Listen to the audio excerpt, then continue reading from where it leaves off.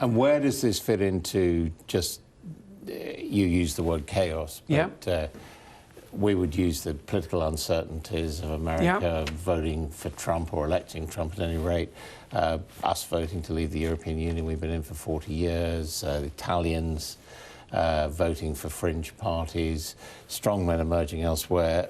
Is that the chaos you're talking about? Brutal men. I wouldn't call them strong. Brutal and strong aren't the same thing, and people shouldn't confuse them. So, but fair enough. Well, strongmen's, as you know. I know, but it's an unfortunate term because it confuses strength with brutality, and I think that is a mistake.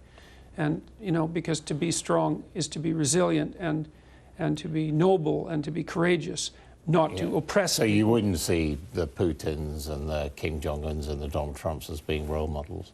Well, I wouldn't lump those three together. The first two I would. Trump is his own sort of creature, and I'm not exactly sure what to make of them, but I certainly wouldn't consider them strong in any admirable sense. So Trump you wouldn't put in that category? No. He's fairly brutal in the way he talks about his opponents and consequences of some of his actions we're seeing in the Middle East. I don't think that Trump is a phenomenon that hasn't been seen before in American politics. There's been lots of times in the last 30 years when the Americans were things were pretty strange around the time of Nixon.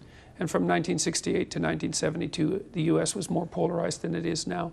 So I think we've seen this sort of thing before. I mean, Trump is a strange guy, and he's come up to the presidency through his own peculiar route. But Americans are still 50% Republican and 50% Democrat, right down the line like they have been for the last 4 elections.